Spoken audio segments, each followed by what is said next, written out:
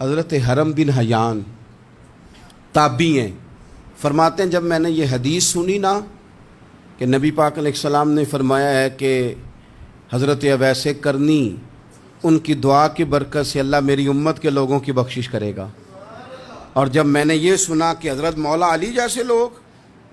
حضرت عمر فاروق جیسے لوگوں کو جبہ دے کے بھیجا گیا ہے، اور حضور نے بھیج کے کہا ہے کہ اویس سے کہنا میری امت کے لیے دعا کرے،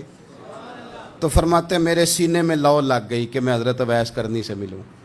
میری طبیعت لگ گئی، میرا شوق آ گیا کہ میں خواجہ اویس کرنی رضی اللہ تعالیٰ عنہ سے ملوں۔ میں نکل پڑا، اللہ کے بندے کے لیے نکلا۔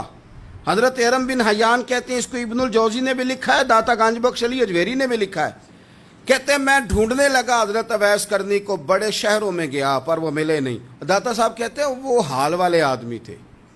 ان پر بھی حال تاری رہتا تھا، اسی کسے دے کچھ نہیں جے لگتے تے نہ کوئی ساڈا دردی، وہ بھی اپنی کیفیت میں رہتے تھے۔ داتا صاحب نے لکھا ہے جب دنیا ہستی تھی تو حضرت اویس کرنی رویا کرتے تھے، جب لوگ روتے تھے تو وہ ہنستے تھے،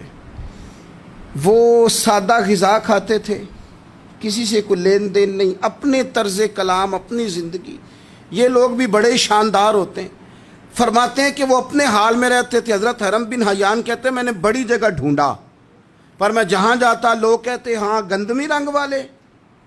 ہاں جن کے چہرے پر کچھ برس کے داغ ہیں، وہ جن کا چہرہ اور وجود بڑا روب والا، وہ اویس کرنی۔ کہتے ہیں میں ڈھونڈتا ڈھونڈتا جس شہر میں جاتا لوگ کہتے وہ آئے تھے پر چلے گئے۔ وہ کسی نے کہا تھا نا اویسیوں میں بیٹھ جا، بلالیوں میں بیٹھ جا، صفیں تو سب بچھی ہیں تو عشق والیوں میں بیٹھ جا۔ فرماتے میں وہ صفیں تلاش کرتا ڈھونڈتا، نہ ملے مجھے، بالآخر میں عراق پہنچ گیا۔ نہر فرات کے کنارے ساری دنیا سے علیحدہ ہو کے وضو کر رہے تھے۔ کہتے ہیں میں پیچھے کھڑا ہوں، میں نے جا کے کہا السلام علیکم، تو حضرت اویس کرنی چہرہ اٹھا کے کہنے لگے وعلیکم السلام حرم بن حیان۔ تو میں نے کہا حضور آپ مجھے جانتے ہیں؟ فرمانے لگے عرفت روحی من روحی کا،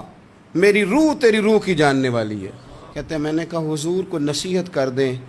تو فرمانے لگے پہلی نصیحت تو یہ ہے کہ آج کے بعد مجھے ملنے نہ آنا، میں نہیں پسند کرتا، میں تنہا رہنا چاہتا ہوں، مجھے نہیں شہرت اچھی لگتی، میرا نہیں دل کرتا لوگ میرے پیچھے بھاگیں، آج آیا ہے آج کے بعد نہ آنا، بس چھوڑ دے مجھے میرے حال پہ، میں اپنی زندگی اپنے حساب کے مطابق گزارنا چاہتا ہوں، تو آج کے بعد نہ آنا۔ اور پھر فرمانے لگے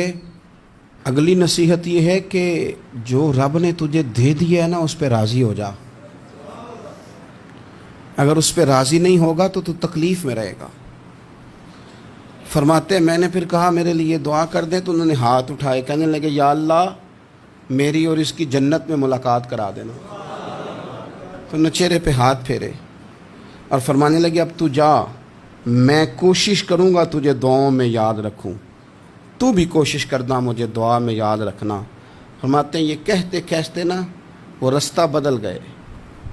اور گلی کا کونا وہ جب مڑے تو پھر میں ڈھونڈتا رہا، دوبارہ زندگی بھر ملے نہیں، لیکن میرا پیار سچا تھا، وہ مجھے ویسے تو نہیں ملے پر خواب میں کئی دفعہ مل جاتے ہیں، اور خواب میری وچ بھی آیا ماہی، تو میں پھر وہ گل وچ پا لئیاں باواں، تے ڈر دی ماری اکھ بھی نہ کھولا کتے پھر بچھڑ نہ جاواں۔